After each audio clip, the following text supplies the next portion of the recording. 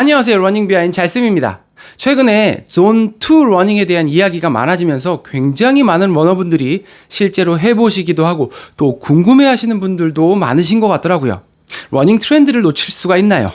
제가 존2 러닝에 대한 모든 궁금증들을 깔끔하게 해결해 드리도록 하겠습니다. 구독, 좋아요는 여러분께는 선택이지만 저에게는 사랑입니다. 감사합니다.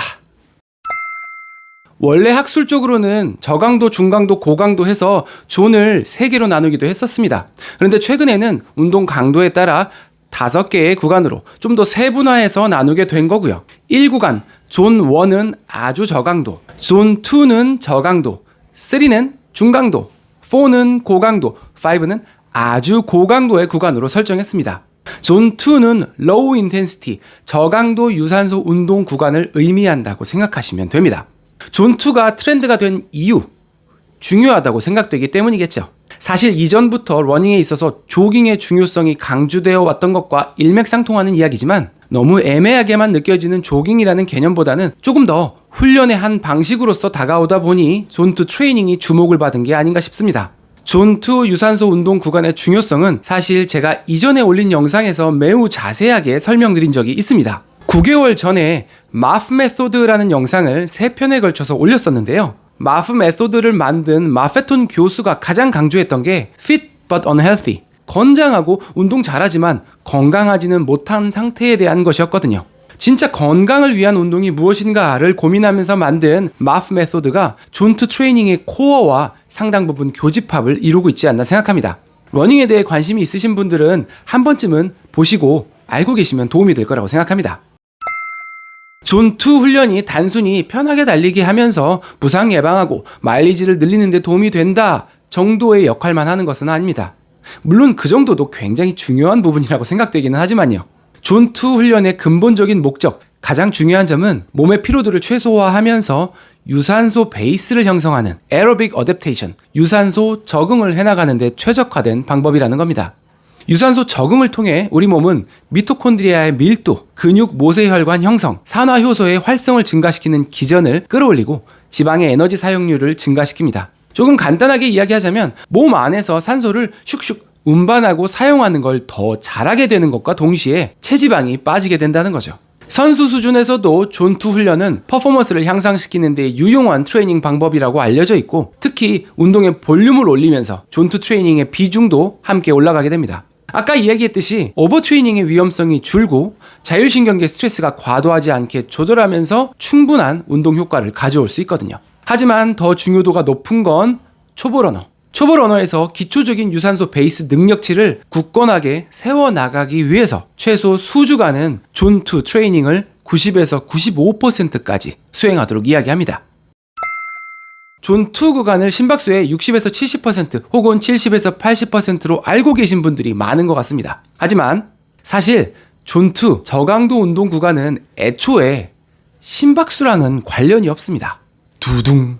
우리가 구간 설정을 용이하게 하기 위해서 심박수를 이용하는 것 뿐이거든요. 근본적으로 존2는 미토콘드리아적인 관점에서 젖산 역치를 넘지 않으면서 그러면서 너무 저강도가 아닌 수준 정도를 이야기합니다.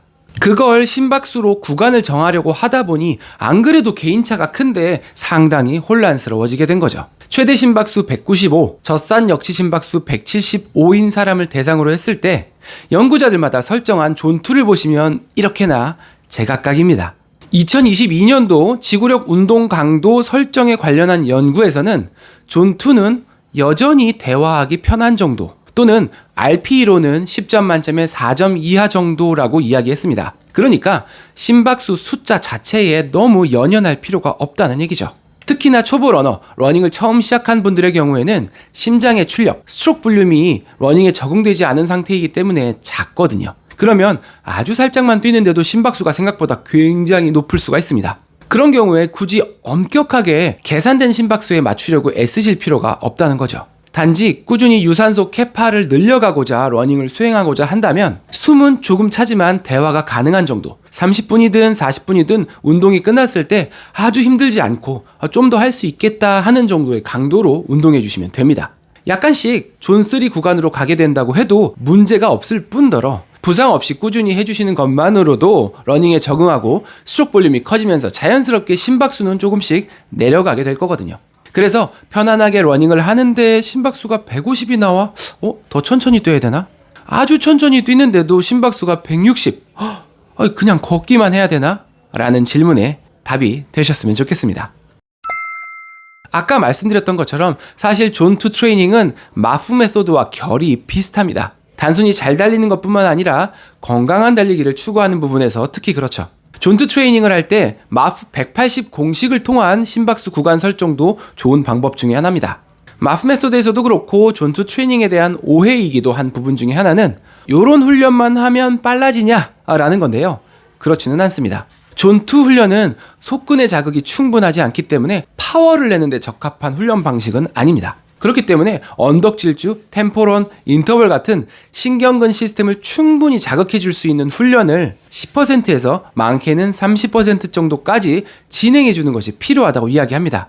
그러다 보니 존2 혹은 조깅이 기본 훈련의 베이스가 되어 주면서 포인트 스피드 훈련을 한 번씩 섞어주는 식의 훈련 프로그램이 만들어지게 되는 거겠죠. 자, 결론입니다. 존2 트레이닝은 유산소 운동의 기본 토대이고 기본에 충실해야 하는 것은 너무나 자명하다. 단 기록을 목표로 한다면 포인트 훈련을 건너뛰지는 마라. 대화가 가능하거나 힘든 정도 10점 만점에 4점 이하 정도의 수준으로 달려주면 그걸로 충분히 존2 트레이닝이다. 수치보다는 내 몸으로 느끼면서 해주어도 충분하고 참고를 하고자 한다면 최대 심박수를 이용한 계산법보다는 스마트워치에서 제시하는 심박수 구간을 활용하는 것이 좋겠다. 간략하게 정리하느라 생략되거나 부족한 내용이 있을 수 있거든요. 추가적인 코멘트나 생생한 경험담 있으시면 댓글 많이 달아주세요. 오늘도 즐거운 러닝 하시기 바라겠습니다. 러닝 비하인드 잭쌤이었습니다. 감사합니다. 구독, 좋아요입니다. 뭐?